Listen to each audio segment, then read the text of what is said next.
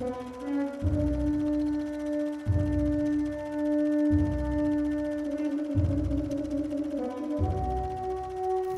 hab die anderen genauso vernichtet. Sie sind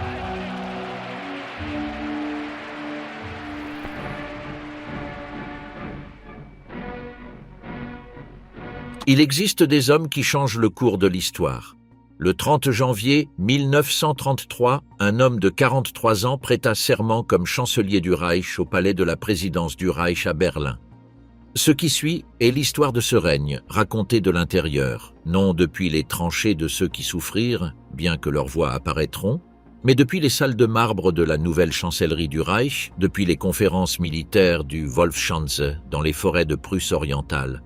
Le Parti ouvrier allemand comptait, lorsque Hitler le rejoignit en septembre 1919, moins de 100 membres enregistrés. En 2 ans, Hitler l'avait transformé en Parti national-socialiste des travailleurs allemands, Nationalsozialistische Deutsche Arbeiterpartei, NSDAP, et en était devenu le chef absolu, avec le titre de Führer. Son arme était la parole. Ceux qui l'écoutèrent durant ces premières années décrivirent le phénomène de manière étonnamment uniforme.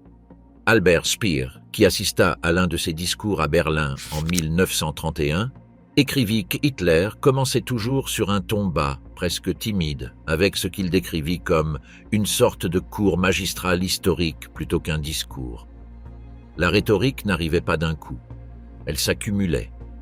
Les phrases devenaient plus courtes, la voix montait, et lorsque la salle était entièrement captive, l'orateur ne persuadait plus. Il incarnait ce que le public voulait entendre. La vague le portait, lui, pas l'inverse.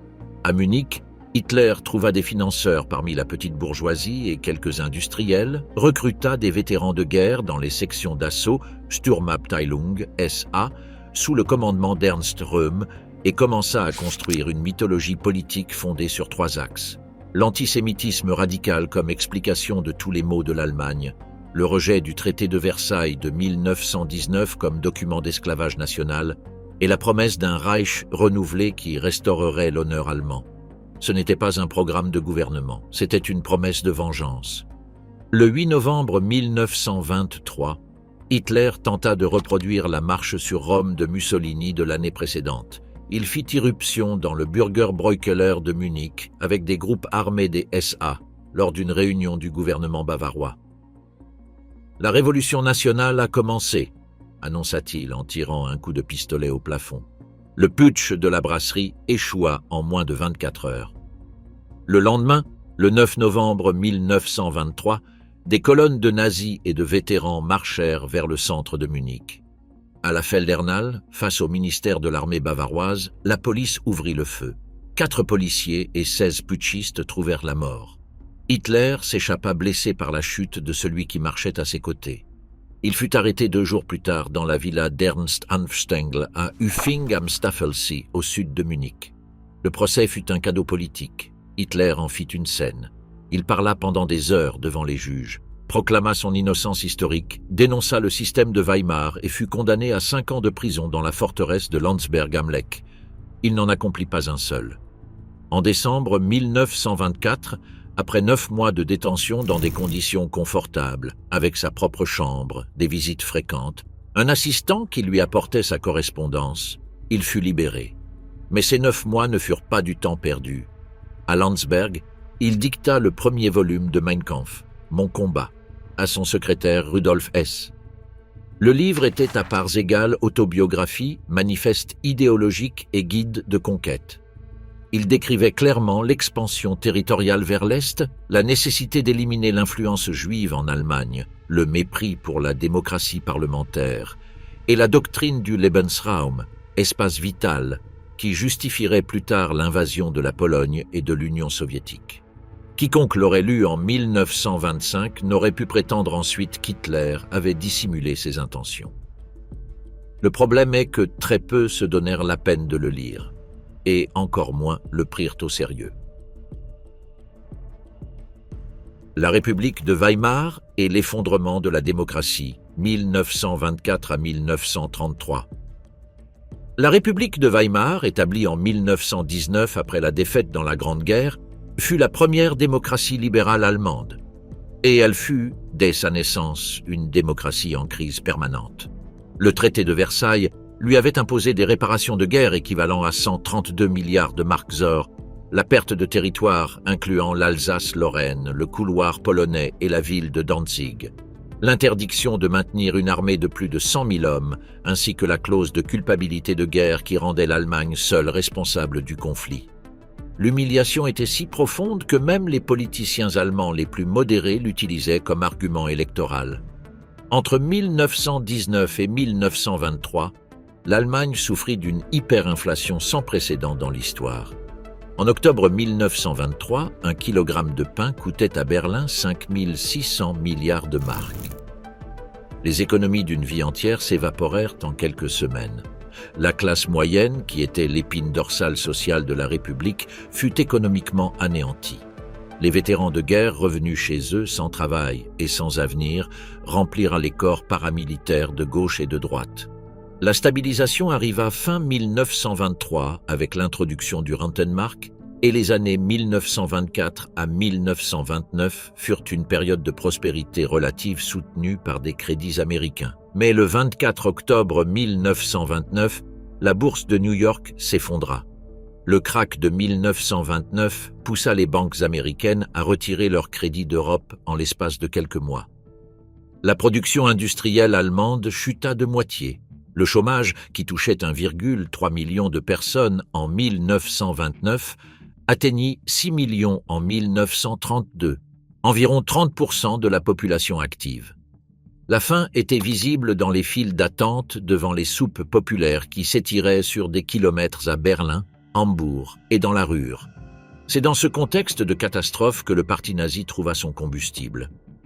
Aux élections de septembre 1930, le NSDAP passa de 12 à 107 sièges au Reichstag, devenant le deuxième parti du Parlement allemand. Aux élections présidentielles de 1932, Hitler se présenta contre le maréchal Paul von Hindenburg, le héros de la Grande Guerre, et obtint 37% des voix au second tour. En juillet 1932, le NSDAP atteignit son maximum électoral historique avec 37,4% des voix et 230 sièges. Ce qui suivit fut une crise institutionnelle calculée. Les industriels allemands, terrifiés par le communisme et convaincus qu'ils pouvaient contenir Hitler au sein d'un gouvernement de coalition, commencèrent à faire pression sur le vieux président Hindenburg pour qu'il le nommât chancelier. Le 4 janvier 1933, dans la villa de Joachim von Ribbentrop à Dahlem, un quartier résidentiel de Berlin, Hitler rencontra l'ancien chancelier Franz von Papen et le banquier Kurt von Schröder. Le pacte était clair, Hitler obtiendrait la chancellerie, l'établissement conservateur croyait pouvoir le contrôler. Franz von Papen dit à un collègue avec assurance « Dans 2 mois, nous aurons poussé Hitler dans un coin qu'il criera ». Von Papen ne s'était jamais autant trompé de sa vie. Le 30 janvier 1933, à 11h45 du matin, Adolf Hitler prêta serment comme chancelier du Reich au palais présidentiel de Berlin devant le président Paul von Hindenburg, qui avait 85 ans et était visiblement diminué. Ce soir-là, des torches brûlèrent pendant des heures dans les rues de Berlin. Des colonnes des SA et des SS défilèrent devant la chancellerie, tandis qu'Hitler saluait depuis la fenêtre. Goebbels nota dans son journal « L'Allemagne est éveillée ». Albert Speer, qui à ce moment-là était entièrement absorbé par la décoration du siège du parti à Berlin, lut la nouvelle dans le journal sans lui accorder trop d'importance. « Le 30 janvier 1933, écrit-il, j'ai lu la nomination d'Hitler comme chancelier, mais pour le moment cela ne changeait rien pour moi. Pour l'Allemagne et pour le monde, cela changea tout. » La prise du pouvoir total, la construction de l'État nazi, janvier à août 1933. Le premier acte du nouveau chancelier fut de demander la dissolution du Reichstag et la convocation de nouvelles élections pour le 5 mars 1933. Il avait besoin d'une majorité parlementaire qui légitimerait ses prochaines étapes. Les nazis contrôlaient le ministère de l'Intérieur, entre les mains de Wilhelm Frick, et la police prussienne sous Hermann Göring. Il disposait des instruments de l'État. La nuit du 27 février 1933 changea le cours des événements. Le bâtiment du Reichstag prit feu. Les flammes jaillissaient par les fenêtres cubiques de l'édifice lorsque les pompiers arrivèrent sur la Platz der Republik. Un jeune Hollandais nommé Marinus van der Lubbe fut retrouvé à l'intérieur avec des matériaux incendiaires. Il avait 24 ans, était un communiste militant et avait agi seul selon toutes les enquêtes ultérieures. Mais Hitler et Goebbels n'attendirent pas les résultats de l'enquête. Cette même nuit, réunis sur les lieux de l'incendie, ils déclarèrent qu'il s'agissait du début d'un coup d'État communiste. Göring ordonna cette nuit-là des arrestations massives de dirigeants communistes dans toute l'Allemagne. Le lendemain, le 28 février 1933, Hindenburg signa le décret de l'incendie du Reichstag, Reichstagsbrandverordnung, formellement intitulé « Décret pour la protection du peuple et de l'État ». Il suspendait indéfiniment les articles de la Constitution de Weimar garantissant la liberté d'expression, de presse, de réunion et d'inviolabilité du domicile. La police pouvait détenir des citoyens sans mandat judiciaire. Les communications pouvaient être interceptées. Le décret ne fut jamais abrogé. Ce fut la fin formelle de la République de Weimar, même si personne ne l'appelait encore ainsi. Lors des élections du 5 mars, avec la terreur déjà installée, les dirigeants communistes en détention provisoire, la presse d'opposition censurée, les SA patrouillant dans les bureaux de vote, le NSDAP n'obtint que 43,9% des voix. Ce n'était pas la majorité absolue dont Hitler avait besoin, mais en coalition avec le Parti national allemand, DNSP d'Alfred Hugenberg, ils atteignirent 51,9%. C'était suffisant. Le 23 mars 1933, au Kroll-Oper de Berlin, le Reichstag provisoire, le bâtiment d'origine étant encore endommagé, fut votée la loi d'habilitation, Ermächtigungsgesetz. Cette loi accordait au gouvernement le pouvoir de légiférer par décret pendant 4 ans, sans nécessiter l'approbation du Reichstag ni du président. C'était la remise légale du pouvoir parlementaire. Pour l'adopter, les 2/3 des voix étaient nécessaires. Les députés communistes étaient en prison ou dans la clandestinité.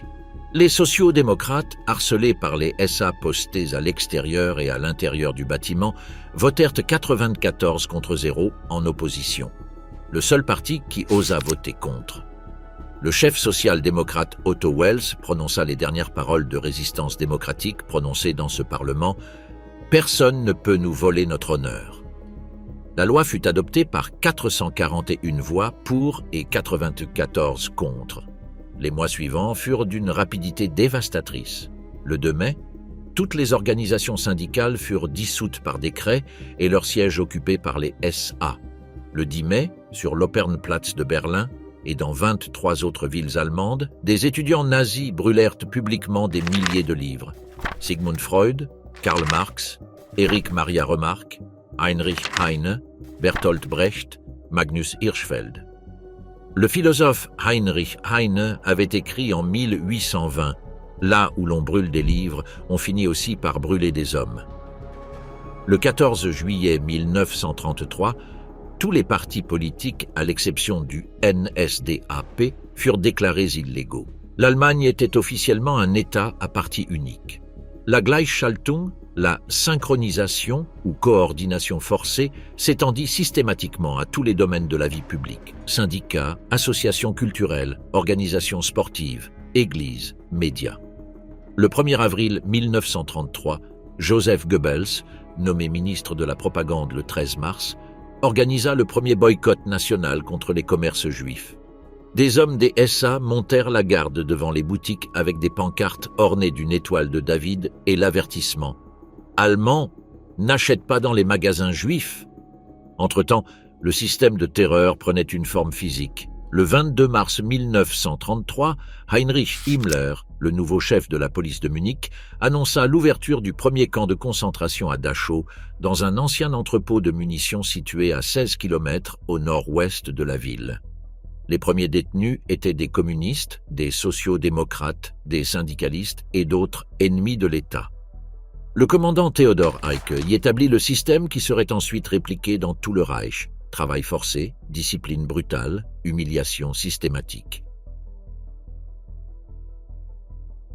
La nuit des longs couteaux et la mort de Hindenburg, juin à août 1934. En juin 1934, Hitler faisait face à une menace venue de l'intérieur. Ernst Röhm, le chef des SA et son vieux camarade des premières années à Munich, voulaient aller plus loin. Les SA comptaient à cette époque entre 2 et 3 millions d'hommes et Röhm rêvait de les transformer en noyaux d'une nouvelle armée révolutionnaire qui absorberait la Reichswehr traditionnelle. Les généraux de l'armée, qui n'avaient jamais caché leur mépris pour les brutes des SA, pressaient Hitler de mettre de l'ordre. Himmler et Göring, qui voyaient en Röhm un rival dangereux, se chargèrent de convaincre Hitler qu'un complot imminent existait.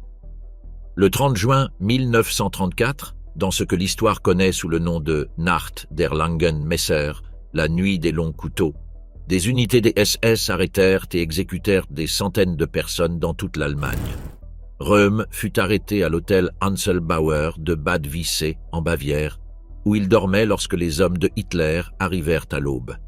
Il fut conduit à la prison de Stadelheim, à Munich. La légende veut qu'il ait proposé que ce soit Hitler lui-même qui lui tire dessus. Un officier SS entra dans sa cellule et lui laissa un revolver sur le lit. Röhm refusa de l'utiliser. 2 officiers entrèrent et lui tirèrent dessus à bout portant. Au total, entre 70 et 85 personnes furent officiellement exécutées. Les historiens estiment que le nombre réel fut plus élevé, probablement entre 100 et 150. Parmi les victimes ne figuraient pas seulement des dirigeants des SA.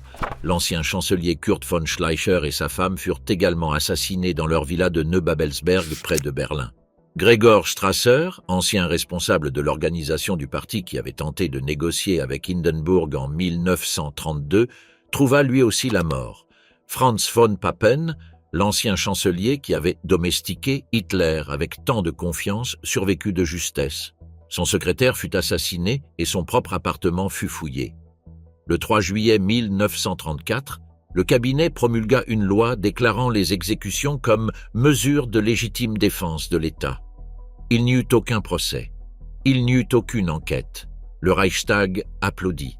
Speer, qui connaissait nombre des personnes impliquées, se souvint dans ses mémoires que la nouvelle de l'assassinat de von Schleicher et de sa femme l'avait profondément perturbé, mais que, comme tant d'autres choses, elle avait été classée mentalement sous la catégorie des affaires politiques qui ne le concernaient pas en tant qu'architecte. C'était la mécanique de la complicité, ignorer l'horreur pour continuer à construire.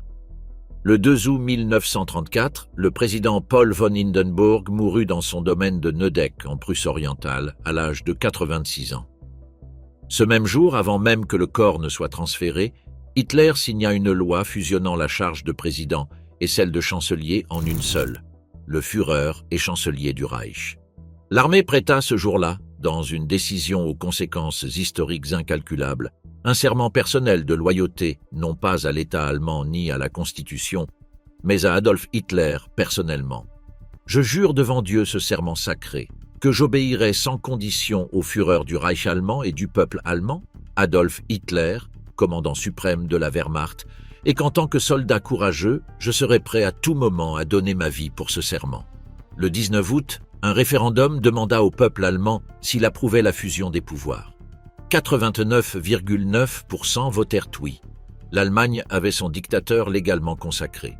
Speer décrit ce moment comme le point où la nature du régime changea pour toujours. Hindenburg avait contenu, pendant trop longtemps pour l'impatience de Hitler, nombre de ses excès. Le maréchal avait représenté le dernier lien institutionnel avec l'ordre ancien. À sa mort, ce lien disparut. Hitler était désormais entièrement libre.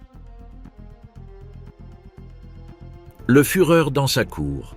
La vie quotidienne dans le Troisième Reich, 1934 à 1938.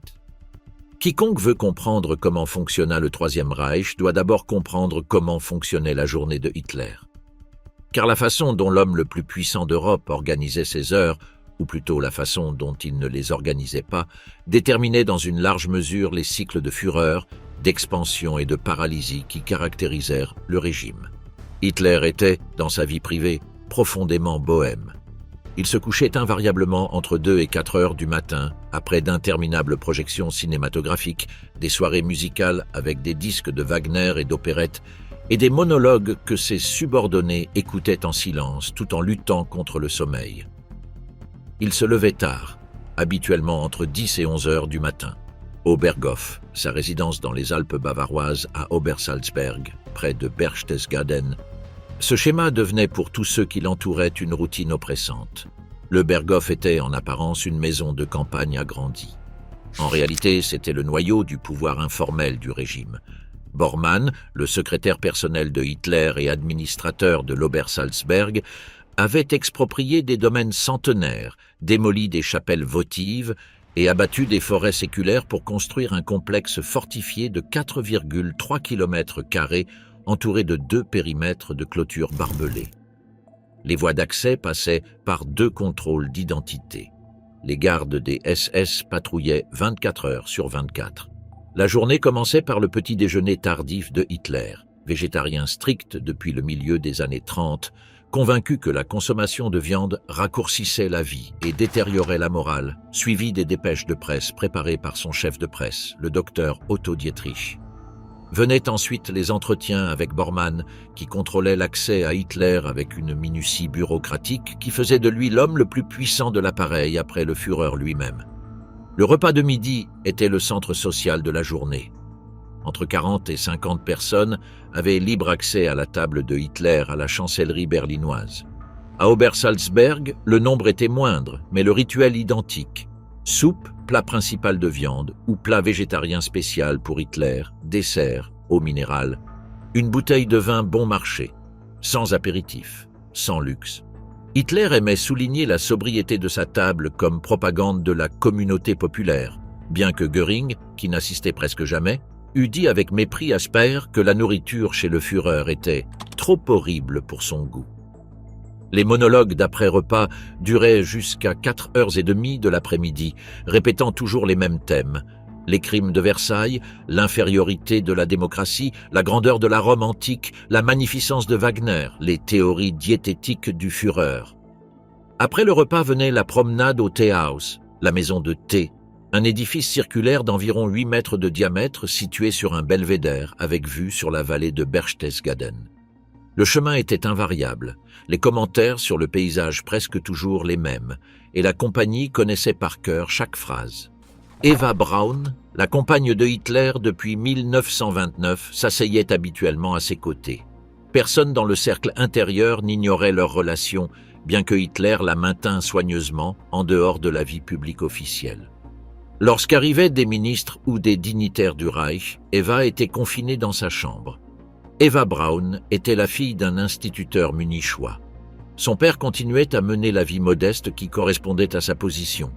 Hitler lui offrait pour son anniversaire et à Noël des bijoux en pierres semi-précieuses valant quelques centaines de marks, des insultes sous forme de pacotille, comme Speer l'écrirait avec une certaine amertume. Elle était une sportive enthousiaste, une bonne skieuse, sans aucun intérêt pour la politique. Dans les années de l'amitié de Speer avec elle, elle commentait parfois avec une intelligence pratique les petits abus qu'elle observait à Munich, ce qui irritait Bormann parce que cela signifiait que Hitler le rappelait à l'ordre. La soirée se terminait par le dîner, une seconde projection cinématographique. Hitler vit entre 1000 et 1500 films dans la période 1933 à 1945, dont les dernières sorties américaines officiellement interdites en Allemagne, et la veillée devant la cheminée qui se prolongeait jusqu'aux premières heures du matin. Ceux qui l'entouraient, libérés lorsque Hitler se retirait enfin, débouchaient habituellement des bouteilles de cognac avec le soulagement de prisonniers obtenant une grâce temporaire. Speer le résuma sans fioriture. Il rentrait chez lui, mort de fatigue, épuisé de n'avoir rien fait. Et pourtant, depuis cette cour de monotonie et d'ennui, depuis ce paysage de films, d'opérettes et de monologues sur les chiens, étaient prises des décisions qui déterminaient le sort de continents. L'Europe de l'apaisement, remilitarisation, Autriche et Tchécoslovaquie, 1935 à 1938. Le Hitler que les dirigeants européens rencontraient dans les négociations des années 30 n'était pas le Hitler que ses propres généraux craignaient en privé. C'était un acteur accompli, capable d'ajuster son ton et son image avec une précision quasi chirurgicale selon son auditoire. Il portait des costumes bleu marine lors des réceptions diplomatiques, tandis qu'au rassemblement, il arborait l'uniforme brun des SA. Il parlait de paix alors qu'il avait déjà commencé à réarmer. Le 16 mars 1935, Hitler annonça le rétablissement du service militaire obligatoire en Allemagne, expressément interdit par le traité de Versailles, et la création de la Wehrmacht, la nouvelle armée allemande avec un objectif déclaré de 550 000 hommes. Les puissances occidentales protestèrent formellement. La Grande-Bretagne signa en juin de cette même année l'accord naval anglo-allemand, qui reconnaissait implicitement le droit de l'Allemagne à posséder une flotte de guerre. C'était le premier pas de l'apaisement. Le 7 mars 1936, les troupes allemandes entrèrent dans la Rhénanie démilitarisée. C'était une nouvelle violation directe de Versailles. Les généraux allemands avaient averti Hitler que l'action était risquée. Les forces disponibles ne comptaient que 3 bataillons. Si la France répondait militairement, l'armée allemande devrait se retirer. Hitler ignora l'avertissement. La France ne répondit pas. La Grande-Bretagne ne répondit pas. Hitler l'interpréta exactement pour ce que c'était. Une épreuve réussie. Les 48 heures qui suivirent la marche sur la Rhénanie, devait-il dire plus tard, furent les plus angoissantes de ma vie.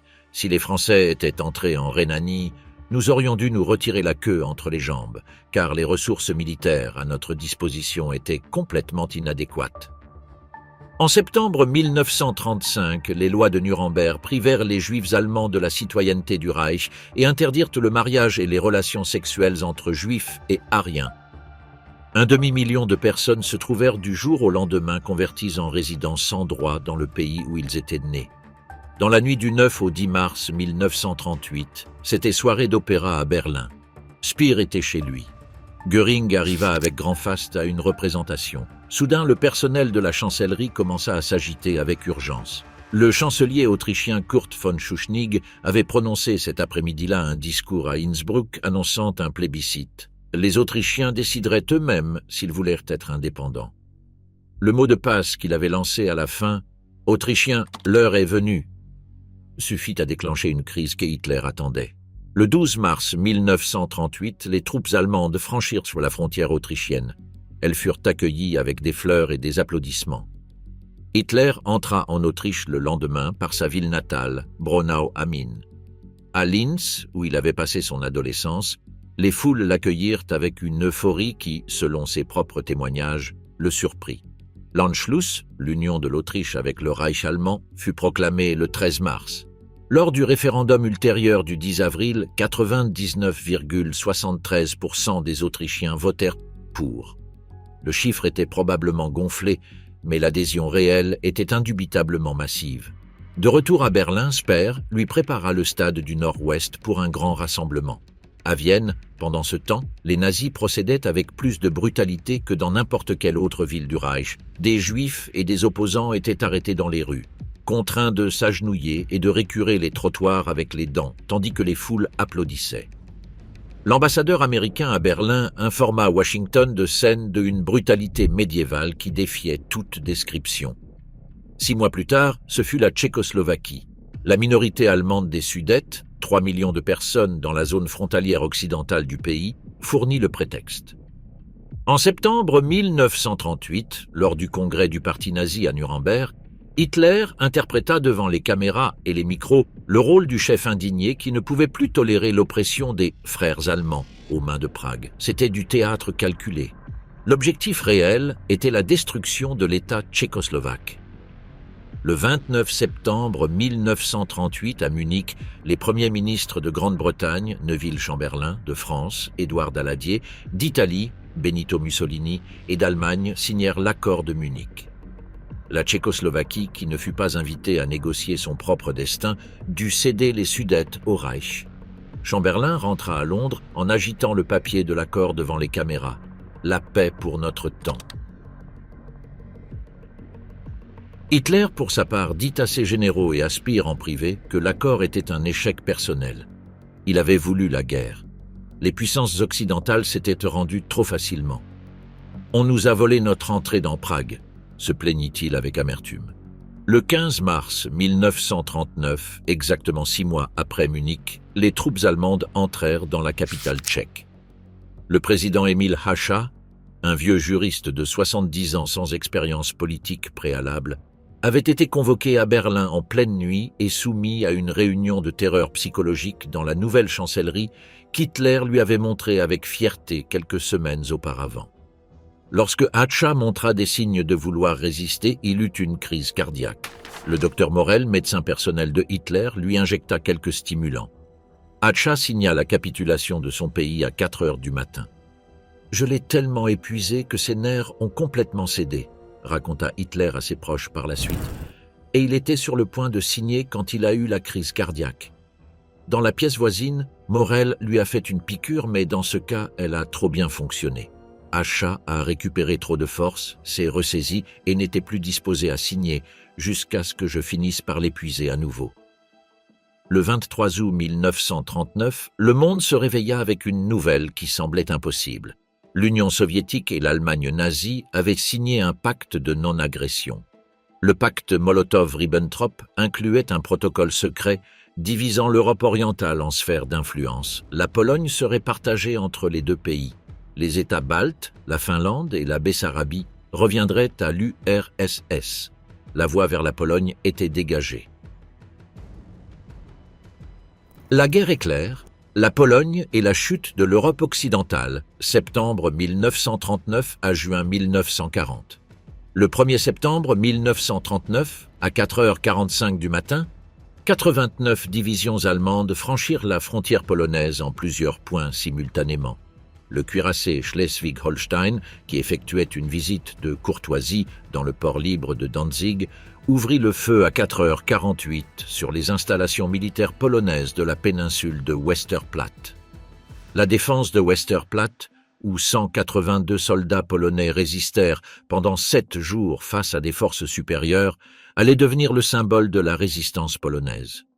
Le 3 septembre, la Grande-Bretagne et la France déclarèrent la guerre à l'Allemagne. Lorsque Ribbentrop lui apporta la nouvelle, Hitler demeura silencieux un instant, puis se tourna vers le ministre des Affaires étrangères et lui demanda « Et maintenant, que fait-on » La campagne de Pologne dura 28 jours.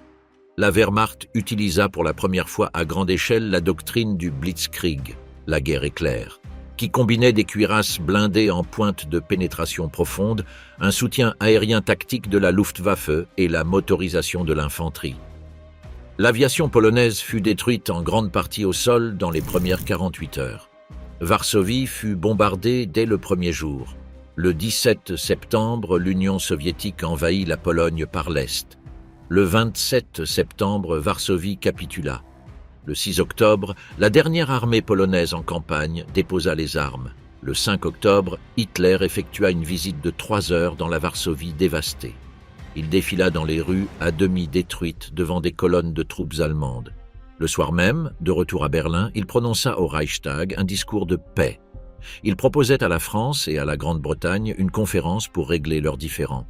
Les puissances occidentales rejetèrent la proposition. Speer fut convoqué aux abords de Berlin pour rencontrer Hitler durant ces semaines. « Je suis allé le voir dans une salle des cartes quelque part hors de la ville », écrit-il. Le Hitler qu'il trouva là était différent, plus tendu, plus concentré. Les conversations sur l'architecture devinrent plus brèves, sans disparaître tout à fait. Même en temps de guerre, Hitler continuait à examiner des plans pour Berlin et Linz. Les visions mégalomanes de la future capitale du Reich n'avaient pas été mises en pause. L'hiver 1939 à 1940 fut connu sur le front occidental sous le nom de Sitzkrieg, la drôle de guerre. Les Allemands n'attaquèrent pas, les Français et les Britanniques non plus. Les deux camps s'observaient depuis leur ligne. Le monde occidental commença à se demander s'il y aurait vraiment une guerre. La réponse arriva le 9 avril 1940. L'Allemagne envahit simultanément le Danemark et la Norvège. Le Danemark tomba en 6 heures sans résistance notable. La Norvège fut plus compliquée. Les Britanniques et les Français tentèrent de résister en plusieurs points, notamment à Narvik. Mais le 9 juin, le roi Håkon VII et son gouvernement quittèrent le pays. La Norvège était occupée. Le 10 mai 1940 débuta la campagne la plus audacieuse et la plus décisive de la guerre. L'Allemagne attaqua simultanément les Pays-Bas, la Belgique et le Luxembourg. Mais le véritable coup ne vint pas d'où le haut commandement allié l'attendait. Le plan jaune original ressemblait au plan Schlieffen de 1914, un arc à travers la Belgique et le nord de la France. Mais le général Fritz Erich von Manstein avait proposé une alternative radicale, le Sichelschnitt, le coup de faucille, qui envoyait le principal poids blindé à travers les Ardennes, considéré comme infranchissable par les stratèges alliés. Hitler adopta le plan avec enthousiasme. Le 12 mai, les chars du général Heinz Guderian franchirent la Meuse à Sedan. En 3 jours, ils avaient pénétré de 40 km en territoire français. En 10 jours, ils atteignirent la Manche, coupant le front allié et encerclant les meilleures troupes françaises et le corps expéditionnaire britannique autour de Dunkerque. Entre le 26 mai et le 4 juin, 338 226 soldats alliés furent évacués lors de l'opération Dynamo. Hitler ordonna d'arrêter les chars pendant 3 jours critiques, l'ordre le plus débattu de la guerre, permettant ainsi l'évacuation que les Britanniques allaient transformer en légende nationale. Le 14 juin 1940, les troupes allemandes entrèrent dans Paris. La ville était pratiquement déserte. Le 22 juin, dans la clairière de la forêt de Compiègne, dans le même wagon de chemin de fer où l'Allemagne avait signé l'armistice de 1918, la France signa sa capitulation. Hitler esquissa une petite danse de joie qui fut immortalisée par les caméras, puis retouchée par le cinéma de propagande allié en une boucle qui transforma le moment en grotesque caricature. Le 23 juin 1940, Adolf Hitler visita Paris pendant 3 heures et 16 minutes. Le premier arrêt fut l'Opéra Garnier. Un guide de l'opéra elle-même l'emmena dans les archives historiques. Hitler connaissait par cœur la disposition intérieure du bâtiment. Il avait étudié les plans architecturaux de Charles Garnier pendant des années. Il fit remarquer au guide qu'il manquait un salon dont il se souvenait. Le guide expliqua que le salon avait été supprimé lors d'une rénovation. Hitler acquiesça avec satisfaction. J'avais étudié ces plans avec tant de soin que je savais que ce salon avait été perdu. Il se rendit ensuite aux Invalides, où il contempla le sarcophage de Napoléon. Il ordonna que les cendres de l'Aiglon, le fils de Napoléon, soient transférées de Vienne à Paris pour reposer auprès de son père. Ce fut le seul geste généreux qu'il eut jamais envers la France. La Kroll-Oper de Berlin célébra l'armistice par un gala. Speer y assista. L'atmosphère était à l'euphorie. Quelqu'un demanda à Speer s'il croyait que la guerre était terminée. « Bien sûr », répondit-il. « Qui peut l'arrêter maintenant ?» Le tournant vers l'Est, Barbarossa et la guerre totale, juin 1941, novembre 1942. Hitler avait pris la décision d'attaquer l'Union soviétique non pas en 1941, mais des années auparavant. Il l'avait écrit dans Mein Kampf avec une clarté que ses diplomates occidentaux avaient préféré ne pas prendre au sérieux. Le destin de l'Allemagne était à l'Est. Le Lebensraum, l'espace vital, dont la race germanique avait besoin pour survivre et prospérer, se trouvait dans les plaines d'Ukraine, dans les champs de blé de la Volga et dans les gisements de pétrole du Caucase. L'Union soviétique était, dans la conception de Hitler, un colosse aux pieds d'argile, un État judéo-bolchevique qui s'effondrerait au premier coup sérieux. « Nous n'aurons qu'à donner un coup de pied dans la porte pourrie et toute la structure s'écroulera », dit-il à ses généraux en février 1941. Le plan d'opération, l'opération Barbarossa, fut approuvé en décembre 1940. 3 groupes d'armées attaqueraient en parallèle. Le groupe d'armées nord en direction de Leningrad, le centre en direction de Moscou et le sud en direction de Kiev et du Caucase. L'objectif était d'atteindre, avant l'arrivée de l'hiver, une ligne allant d'Arkhangelsk au nord jusqu'au fleuve Volga au sud, la dite ligne AA. Le 22 juin 1941, à 3h15 du matin, plus de 3 millions de soldats allemands, accompagnés de contingents finlandais, roumains, hongrois et italiens, franchirent simultanément la frontière soviétique sur un front de 2900 km. C'était la plus grande opération militaire de l'histoire de l'humanité jusqu'à ce moment. Les premiers jours se déroulèrent avec une efficacité dévastatrice qui semblait confirmer les prévisions de Hitler. Les forces aériennes soviétiques perdirent plus de 2000 avions dans les premières 24 heures, dont beaucoup furent détruits au sol. Les unités blindées allemandes avancèrent de 100, 200, 300 km en quelques jours. Les poches d'encerclement capturèrent des armées entières. Près de Minsk en juillet, plus de 300 000 prisonniers. Près de Kiev en septembre, plus de 650 000. Le maréchal Wilhelm Keitel écrivit au quartier général « La campagne est gagnée ». Mais la campagne n'était pas gagnée. L'espace était immense, les lignes de ravitaillement s'étiraient jusqu'à la limite de la rupture, et l'armée rouge, contrairement à ce qu'avait prédit Hitler, ne s'effondra pas. Chaque encerclement produisait des prisonniers, mais permettait aussi la formation de nouvelles unités soviétiques à l'arrière. Staline, contrairement à ce que de nombreux historiens soutinrent pendant des décennies, ne connut pas d'effondrement personnel dans les premiers jours de l'invasion. Il se rétablit rapidement et commença à réorganiser la défense. Le quartier général de Hitler durant la campagne de l'Est fut le Wolfschanze, le repère du loup, un complexe de bunkers construit dans les sombres forêts de pins et de bouleaux de Prusse orientale, près de la petite localité de Rastenburg. Le site comprenait 25 bunkers principaux aux murs de béton pouvant atteindre 8 mètres d'épaisseur, répartis en 3 zones de sécurité concentriques. Les murs suintaient l'humidité. Le bourdonnement constant des générateurs électriques était si pénétrant que les collaborateurs les plus proches de Hitler développèrent avec le temps des problèmes auditifs. L'air était vicié, l'éclairage artificiel, le paysage uniformément gris à travers les quelques bouches d'aération des plafonds. Les étés étaient humides et infestés de moustiques, les hivers d'un froid qui transperçait jusqu'aux os.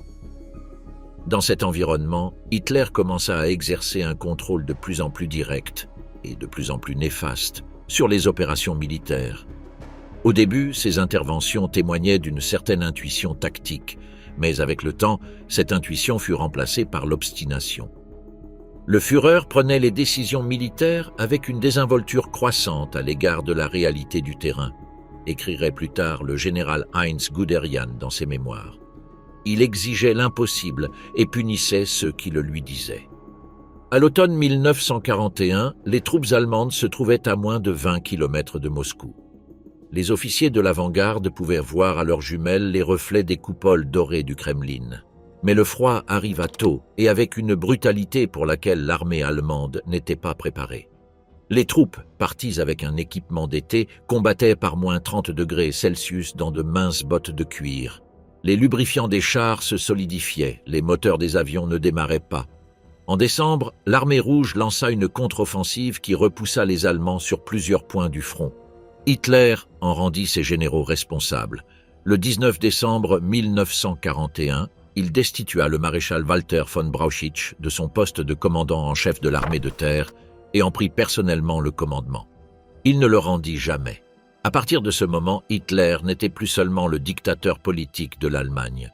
Il en était aussi le commandant militaire suprême, prenant des décisions sur la position de chaque division, sur chaque retraite, sur chaque contre-attaque, et il était inflexible.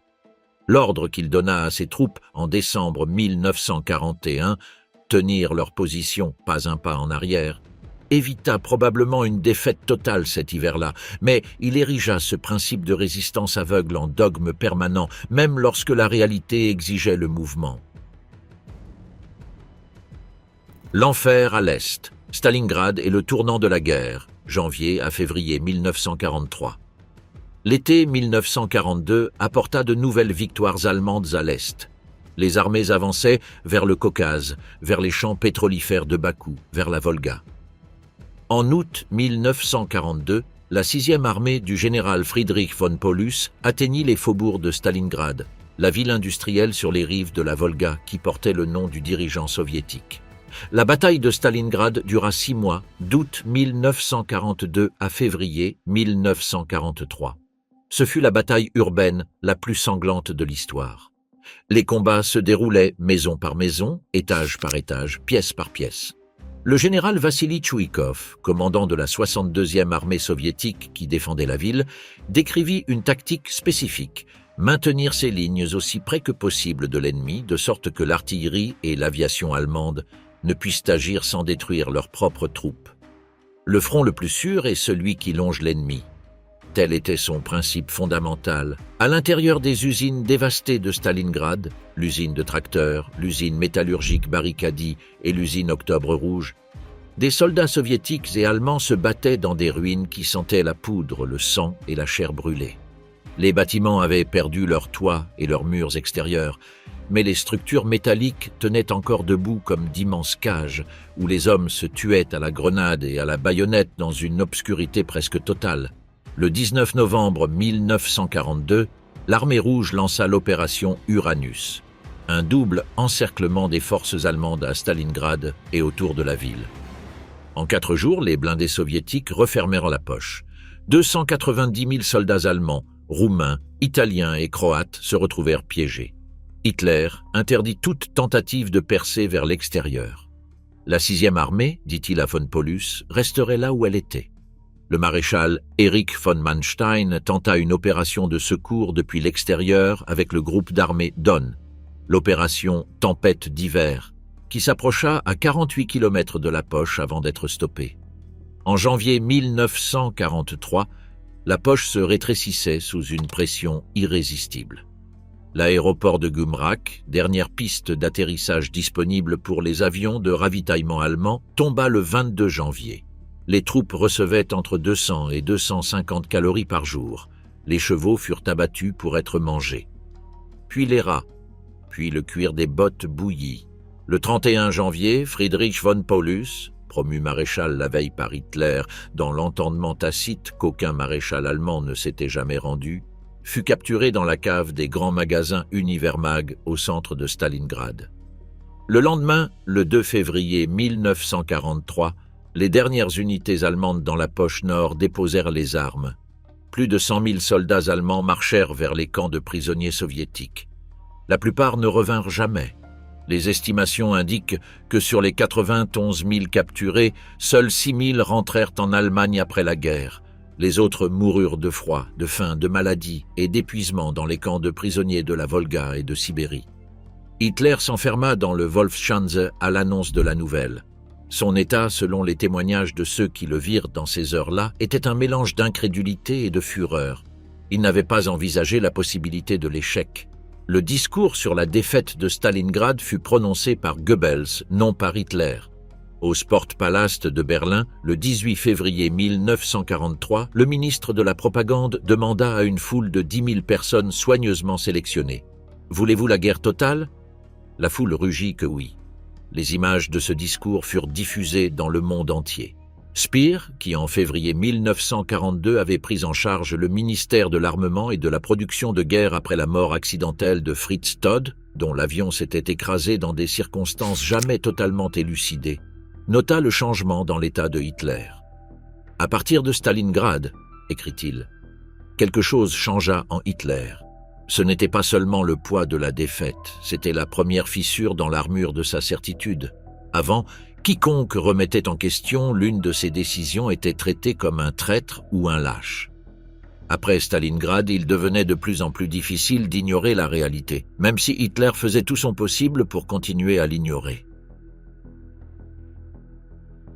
L'état de terreur, les SS, la Gestapo et l'Holocauste. Pour comprendre le régime de Hitler, il ne suffit pas de suivre les campagnes militaires. Parallèlement aux batailles, un autre processus se déroulait, plus sombre et plus définitif. L'extermination systématique des Juifs européens et d'autres catégories de personnes considérées comme indésirables par le régime. L'antisémitisme nazi ne commença pas comme un programme d'extermination. Il commença comme une discrimination et s'intensifia méthodiquement. Les lois de Nuremberg de 1935 privèrent les Juifs de la citoyenneté. Les restrictions économiques les chassèrent progressivement des professions libérales, du commerce et de la finance. La nuit de cristal du 9 au 10 novembre 1938, la nuit des vitres brisées, fut le premier pogrom organisé par l'État en Europe occidentale au XXe siècle. Cette nuit-là, des groupes coordonnés de membres des SA et de civils nazis attaquèrent des synagogues, des commerces et des foyers juifs dans toute l'Allemagne et l'Autriche. On estima à environ 95 le nombre de personnes assassinées au cours de la nuit elle-même, plus de 7500 commerces détruits et environ 1400 synagogues incendiées ou endommagées. Environ 30 000 hommes juifs furent arrêtés et envoyés dans des camps de concentration. Speer passa en voiture devant les restes fumants des synagogues de Berlin dans la matinée du 10 novembre. Ce qui le perturba le plus, écrit-il avec une honnêteté brutale dans ses mémoires, fut l'aspect de désordre. les vitrines brisées de la Fasanenstrasse offensaient son sens bourgeois de l'ordre. Il ne pensa pas aux familles à l'intérieur de ces boutiques. Des années plus tard, à Spandau, il écrirait que cette incapacité à voir au-delà du verre brisé était peut-être le péché d'omission le plus inexcusable de ma vie. Le basculement vers l'extermination systématique se produisit dans le contexte de l'invasion soviétique. Les Einsatzgruppen, groupes d'action spéciaux des SS, suivaient les armées dans leur avance avec pour mission d'exécuter les commissaires politiques soviétiques, les fonctionnaires du Parti communiste et les Juifs. À Babi Yar, un ravin en bordure de Kiev, l'Einsatzgruppe C exécuta les 29 et 30 septembre 1941 en 2 jours 33 771 Juifs de la ville. C'était le plus grand massacre en un seul épisode de toute la guerre. Les hommes, les femmes et les enfants étaient conduits en colonne jusqu'au bord du ravin, contraints de se déshabiller et fusillés par groupes.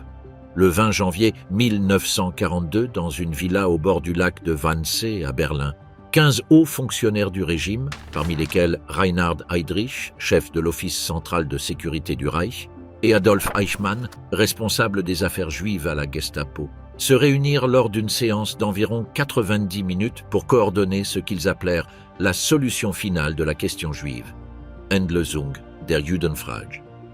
Le protocole de la conférence, rédigé par Eichmann, calculait le nombre de juifs européens à traiter à 11 millions. Les camps d'extermination, distincts des camps de concentration, commencèrent à fonctionner durant l'hiver 1941 à 1942. Chelmno fut le premier, en décembre 1941. Suivirent Belzec, Sobibor et Treblinka dans le cadre de l'opération Reinhard. Auschwitz-Birkenau, le plus grand de tous, entama sa fonction principale d'extermination au printemps 1942. À la différence des camps de travail, qui avaient un but économique, les centres d'extermination n'avaient qu'un seul objectif, la mort industrielle du plus grand nombre de personnes dans le minimum de temps. Les trains arrivaient de toute l'Europe occupée. Les victimes étaient sélectionnées sur le quai. Ceux capables de travailler étaient envoyés au camp, les autres, vieillards, enfants, mères avec nourrissons malades, étaient conduits directement aux chambres à gaz. Le Zyklon B, un pesticide commercial à base d'acide cyanhydrique, était l'agent utilisé à Auschwitz. Le Gauleiter Karl Hanke avertit Speer à l'été 1944 de ne visiter Auschwitz en aucune circonstance et de ne jamais accepter quelque invitation que ce soit qui l'y conduirait. C'était un avertissement sans explication. Speer ne posa pas de questions. Il ne voulut pas savoir. « Je préférais ne pas savoir », écrit-il des décennies plus tard dans l'un des paragraphes les plus cités de ses mémoires. « Ce que j'aurais pu savoir et ne voulus pas savoir ce que j'aurais dû conclure du peu que je savais. Telle fut ma faute. » Entre 1942 et 1945, 6 millions de Juifs européens furent assassinés. Ce chiffre comprend 3 millions de citoyens polonais, 1 100 000 de l'Union soviétique, 560 000 de Hongrie, 280 000 de France, 160 000 des Pays-Bas et 65 000 de Grèce. Le plus grand centre d'extermination individuelle, Auschwitz-Birkenau, traita selon les estimations les plus largement acceptées entre 1,1 et 1,5 million de personnes. Parmi elles, plus de 90% étaient des Juifs. Le ministre de l'Armement et la guerre économique, 1942 à 1944. Lorsqu'Albert Speer prit en charge le ministère de l'Armement le 8 février 1942, la production militaire allemande était un chaos. Fritz Todt, son prédécesseur, avait développé un système de comité industriel relativement efficace, mais les ingérences de Göring, Himmler, Ley et de dizaines d'autres satrapes du régime avaient transformé l'économie de guerre en une arène de rivalité personnelle. Chaque seigneur de guerre avait son propre fief industriel. Speer, dont la confiance directe de Hitler lui ouvrait des portes que d'autres ne pouvaient franchir, commença à mettre en place un système de responsabilité industrielle propre. Les entreprises et leurs ingénieurs prendraient les décisions techniques de production, libérées de la bureaucratie du parti. Les résultats furent remarquables. Malgré les bombardements alliés qui s'intensifièrent mois après mois, la production allemande d'armes n'atteignit son pic maximum qu'en septembre 1944. près de 2 ans après que l'Allemagne avait stratégiquement déjà perdu la guerre. En 1943, la production de chars tripla par rapport à 1941. La production d'avions de combat augmenta de 228% entre 1942 et 1944. Ces chiffres ne constituent pas une justification, mais un paradoxe. Le fait que l'économie de guerre allemande ait aussi bien fonctionné, aussi tard, fut en partie ce qui prolongea la guerre et multiplia les morts. Les bombardements alliés sur les villes allemandes, Hambourg, Cologne, Dresde, Berlin, qui coûtèrent la vie à entre 300 000 et 400 000 civils allemands entre 1942 et 1945, ne parvinrent pas à paralyser la production industrielle jusqu'à ce que les attaques se concentrent sur des installations spécifiques. Raffineries, usines de carburant synthétique, nœuds ferroviaires. L'erreur stratégique fondamentale des Alliés, que Speer reconnut dans ses mémoires de Spandau, bien qu'il lui fallut des années pour s'en convaincre, fut de ne pas attaquer systématiquement les raffineries de pétrole et les usines de carburant synthétique dès le début. Lorsque les Alliés commencèrent à le faire en mai 1944 avec l'opération Point Blank dans sa phase carburant, la Luftwaffe perdit en quelques mois sa capacité d'opération normale. Les chars du front commencèrent à manquer d'essence. Lors des conférences sur l'armement avec Hitler, que Speer décrit en détail, le Führer faisait preuve d'une connaissance technique surprenante des armes spécifiques, des calibres, des vitesses de projectiles et de la résistance des blindages. Il pouvait rappeler avec exactitude les spécifications d'un char dont il avait vu la démonstration des mois auparavant. Mais cette même connaissance technique, combinée à son décrochage croissant de la réalité opérationnelle, produisait des conséquences catastrophiques. Il ordonnait la production massive d'armes Miracle, l'avion à réaction ME-262, les bombes V1 et V2, en insistant sur des configurations qui réduisaient leur efficacité militaire. Le ME-262, qui aurait pu être un chasseur supérieur à tout ce que les Alliés avaient dans les airs, fut réorienté par Hitler vers la fonction de bombardier, détruisant ainsi une grande partie de son avantage aérodynamique. La tentative d'assassinat et les dernières années, juillet 1944 à avril 1945. Le 20 juillet 1944, à 12h42 de l'après-midi, une bombe explosa dans la salle de conférence du Wolfschanze lors d'une réunion de situation. Le colonel Klaus von Stauffenberg, officier d'état-major et l'un des principaux organisateurs de la conspiration visant à renverser le régime, avait placé sous la table une mallette contenant 2 kg d'explosifs plastiques. L'explosion tua 4 des 20 personnes présentes et en blessa 20 autres. Hitler survécut avec des brûlures aux jambes, une perforation partielle du tympan et des contusions aux bras. La conspiration était l'aboutissement d'années de résistance militaire et civile qui avaient réuni des personnalités aussi diverses que l'ancien maire de Leipzig Karl Friedrich Goerdeler, le maréchal Erwin von Witzleben et des dizaines d'officiers supérieurs convaincus qu'Hitler menait l'Allemagne à la catastrophe. L'opération Valkyrie, le nom de code du plan visant à prendre le contrôle du gouvernement après l'attentat, échoua en partie parce que Hitler survécut, en partie parce que les conspirateurs à Berlin hésitèrent aux heures critiques, et en partie parce que Goebbels, qui se trouvait à Berlin, réagit avec une rapidité que les conspirateurs n'avaient pas anticipée. Speer apprit la nouvelle cet après-midi-là. Il se rendit au ministère de Goebbels, où se déroulait la contre-conspiration. Ce qu'il vit fut un Goebbels étonnamment calme, parlant au téléphone et coordonnant la réponse. Des unités SS loyalistes encerclèrent les ministères du centre de Berlin où les conspirateurs avaient tenté de prendre le contrôle. À minuit, le général de corps d'armée Friedrich Fromm, qui avait eu connaissance de la conspiration mais ne s'y était pas engagé clairement, ordonna l'exécution sommaire dans la cour du ministère de la guerre des principaux conspirateurs capturés, von Stauffenberg, le général Friedrich Olbricht et 2 autres officiers. Fromm espérait ainsi effacer les traces de sa propre complicité. Il n'y parvint pas. Il fut arrêté quelques semaines plus tard.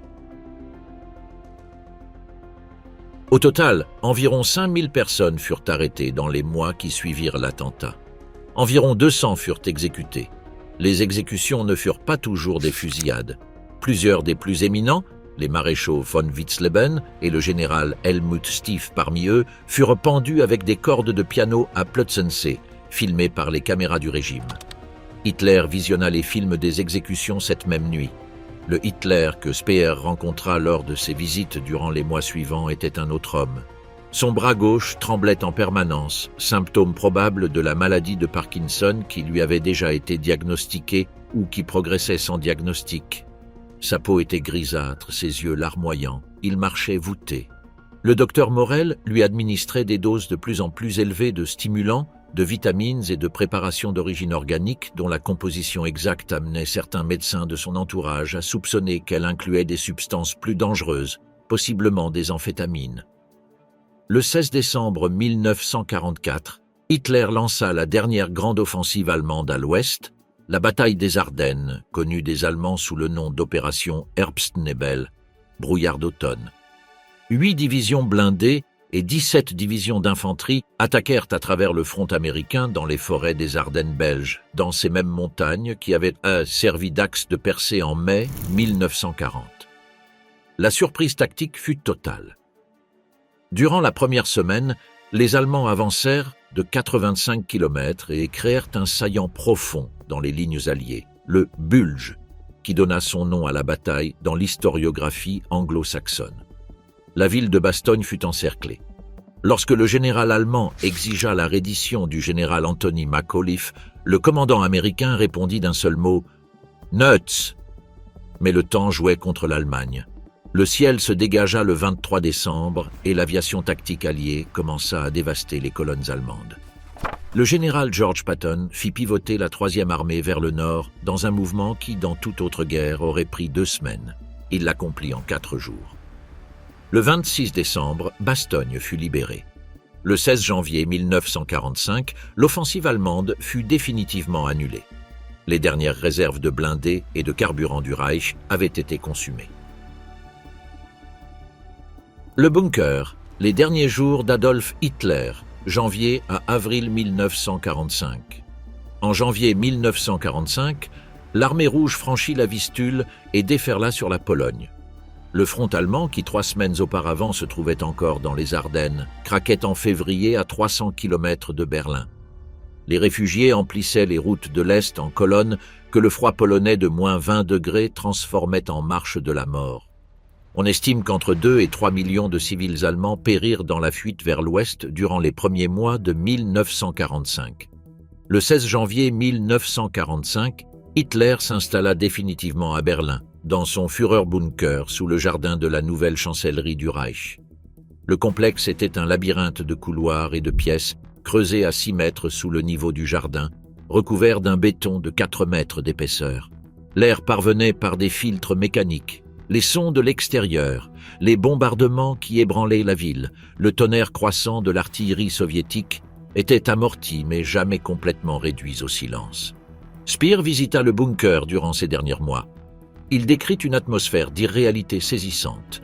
Les conférences de situation se tenaient devant des cartes où l'on déplaçait des divisions qui en réalité ne comptaient pas plus de 100 hommes. Hitler ordonnait des contre-attaques d'armées qui n'existaient pas. Le général Gotthard Heinrici, qui commandait le groupe d'armées Vistule dans les derniers jours de la défense de Berlin, se souvint que lorsqu'il appelait pour demander des renforts, Hitler lui décrivait la position d'unités dont Heinrici savait qu'elles avaient été détruites des semaines auparavant. Le 30 mars 1945, Speer effectua sa dernière visite au bunker avant l'assaut final. Son but déclaré était de sauver un collaborateur. Son but réel, qu'il n'admit que des années plus tard, était de faire ses adieux. Hitler le reçut avec une expression vide, lui serra la main d'un geste absent et lui adressa quelques mots incohérents sur une conférence qui devait bientôt avoir lieu. Il n'y avait aucune conférence en attente. Speer s'en alla. Dans le couloir, Magda Goebbels le saisit par le bras et le supplia de rester. Il continua à marcher. Le 30 avril 1945, à 15h30, Adolf Hitler se tira une balle dans la tempe droite avec son pistolet Walter PPK dans sa chambre du bunker, tout en avalant simultanément une capsule de cyanure.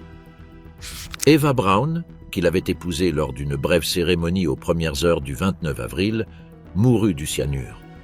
Les corps furent transportés dans le jardin de la chancellerie, où dans une tranchée imbibée d'essence et balayée par les tirs d'artillerie soviétiques, ils brûlèrent pendant plusieurs heures.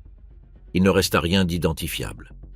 Le même jour, à Milan, le cadavre de Benito Mussolini, exécuté par des partisans italiens la veille, était pendu la tête en bas à un échafaudage sur la Piazzale Loreto, la même place où les fascistes avaient exposé publiquement les corps de partisans exécutés des mois auparavant. Le 7 mai 1945, le général Alfred Jodl signa à Reims, en France, la capitulation inconditionnelle de toutes les forces armées allemandes. Le 8 mai, elle fut ratifiée à Berlin devant les représentants des 4 puissances alliées. La guerre en Europe était terminée. Nuremberg et le procès de la terreur, 1945 à 1946. Le 20 novembre 1945 s'ouvrit au palais de justice de Nuremberg le plus grand procès de l'histoire moderne.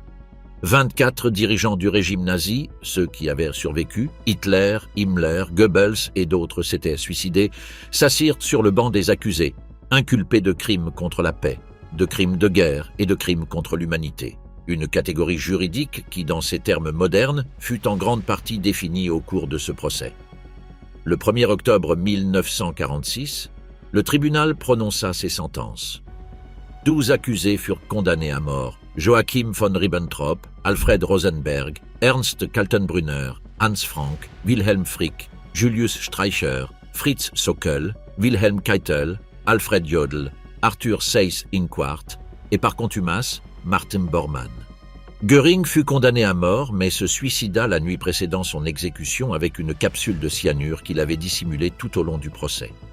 Les exécutions des autres eurent lieu aux premières heures du 16 octobre 1946. Speer fut condamné à 20 ans de prison. Il reconnut devant le tribunal sa responsabilité en tant que membre du gouvernement. Il admit qu'en tant que ministre de l'Armement, il avait eu recours au travail forcé à grande échelle et qu'il avait collaboré avec les SS lorsque celles-ci fournissaient des prisonniers des camps de concentration pour ses lignes de production. Les juges soviétiques votèrent pour la peine de mort. Les juges occidentaux acceptèrent les circonstances atténuantes et le condamnèrent à 20 ans. Le 1er octobre 1966, Albert Speer sortit de la prison de Spandau à Berlin. Il avait purgé chaque jour de sa peine. Avec lui fut également libéré Baldur von Schirach, l'ancien chef des jeunesses hitlériennes, lui aussi condamné à 20 ans. L'amiral Karl Dönitz, condamné à 10 ans, était sorti en 1956. Speer publia ses mémoires en 1969. Elles se vendirent à des millions d'exemplaires dans le monde entier. Il mourut le 1er septembre 1981 à Londres, où il s'était rendu pour une interview de la BBC. Il avait 76 ans.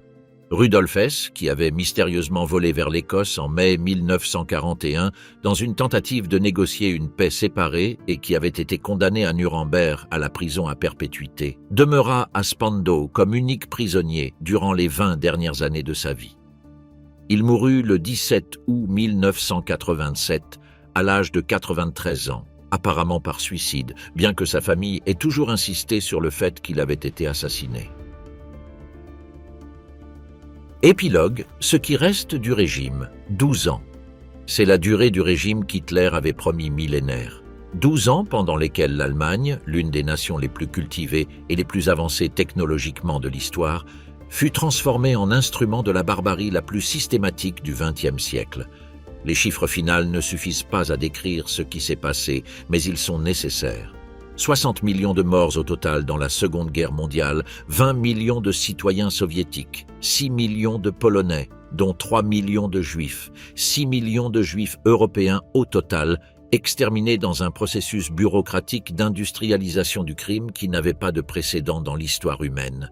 750 000 civils allemands tués dans les bombardements alliés.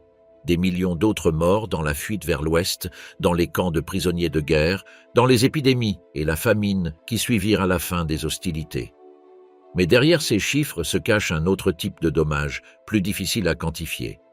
Le dommage qu'il cause à une société lorsqu'elle apprend que l'État peut être un instrument d'extermination. Le dommage qu'il cause à une culture lorsque ses artistes, ses scientifiques, ses penseurs sont assassinés, exilés ou réduits au silence.